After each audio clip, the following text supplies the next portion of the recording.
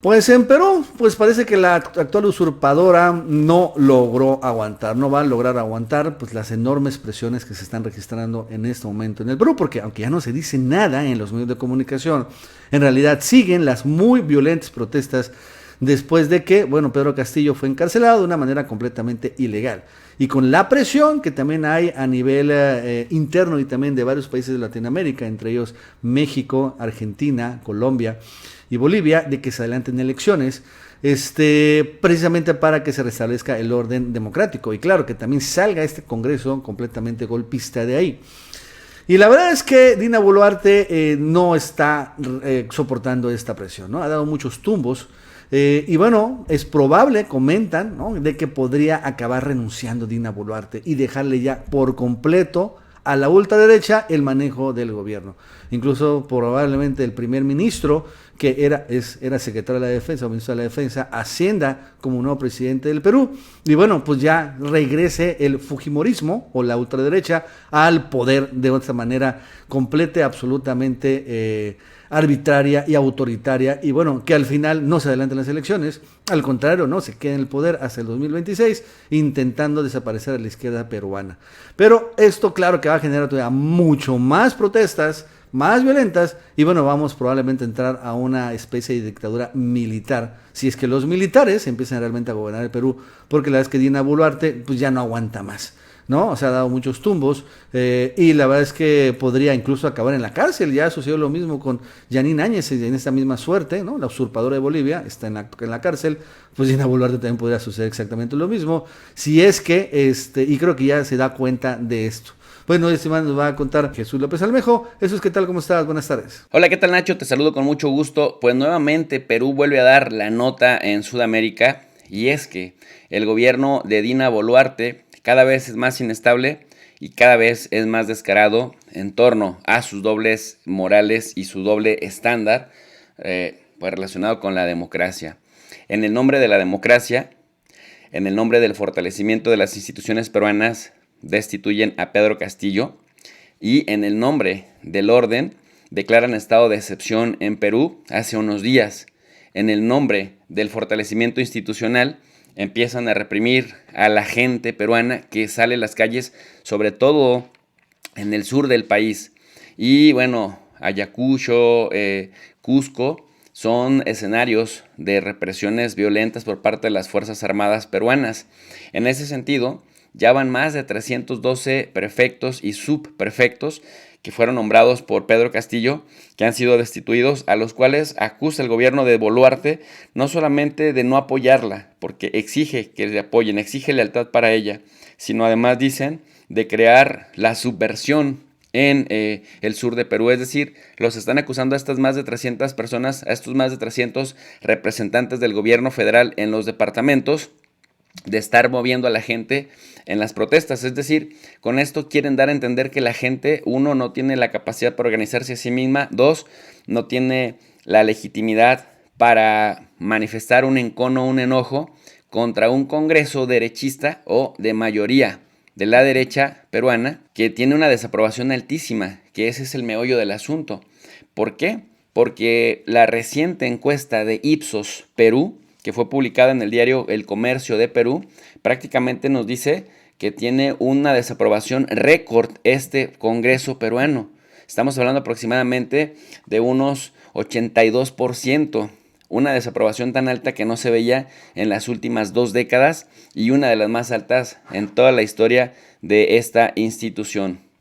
A pesar de que la gente, cuando destituyeron a Pedro Castillo el 7 de diciembre, decía que se vayan todos, incluido el Congreso, los congresistas de la derecha, muy acostumbrados a ignorar a la gente, muy acostumbrados a no respetar la democracia y muy acostumbrados a ignorar todo tipo de disidencia e incluso a reprimirla, dijeron: nosotros no nos vamos.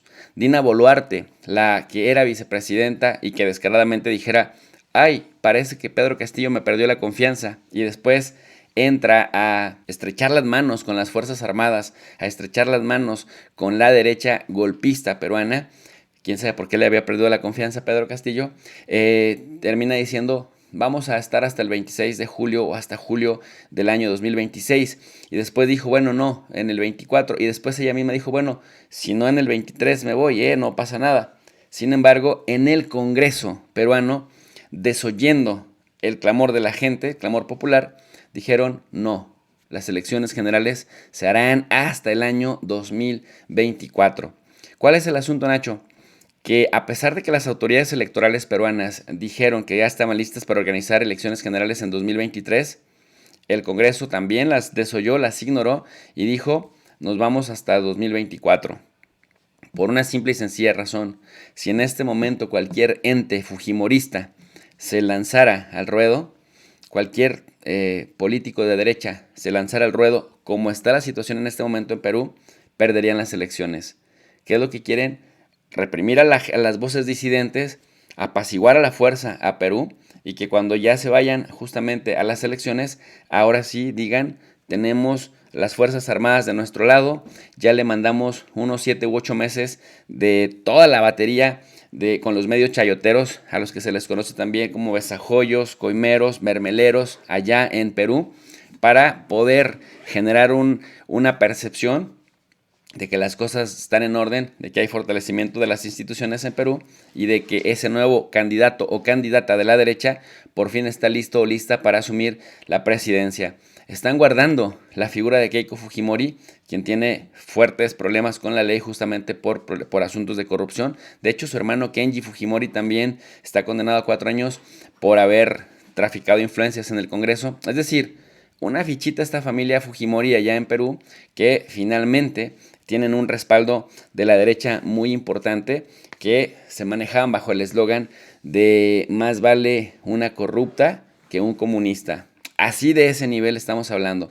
Y el caso de Dina Boluarte no deja de ser decepcionante porque recordemos que a diferencia de Andrés Manuel López Obrador, presidente de México, Lula da Silva, que acaba de ser electo para su tercer mandato, que por cierto tomará protesta este 1 de enero de 2023, Lula da Silva sí reconoció a Dina Boluarte inmediatamente, el mismo 7 de diciembre. Lula da Silva lamentó lo ocurrido en Perú y reconoció a Dina Boluarte. Y entonces Dina Boluarte, para pues compensar esto en reciprocidad, piensa asistir a la toma de protesta porque bueno, el gobierno brasileño ha invitado a los presidentes de la región. ¿Qué sucede en este asunto, mi querido Nacho? Pues parece ser que Dina Boluarte ya está pensando en cómo fugarse de Perú y cómo quedarse en alguna embajada en algún país pidiendo asilo político. Y en el caso particular de Brasil, Dina Boluarte con ese pretexto ha impulsado un proyecto de ley que permitiría que José Williams, quien tiene problemas de haber asesinado a personas allá por 1985 y que también le dicen el carnicero, quede, ahora que es titular del Congreso, es un exmilitar peruano, quede como encargado del despacho presidencial mientras Dina Boluarte esté en el extranjero. Punto número 1 para cerrar, pues que a ella casualmente sí la dejarían salir al extranjero como no dejaban a Pedro Castillo. Y punto número 2, que es inconstitucional porque el artículo 123 de la Constitución peruana dice que quien tiene que suplirla cuando la presidenta o el presidente no esté es el premier, no el titular del Congreso peruano.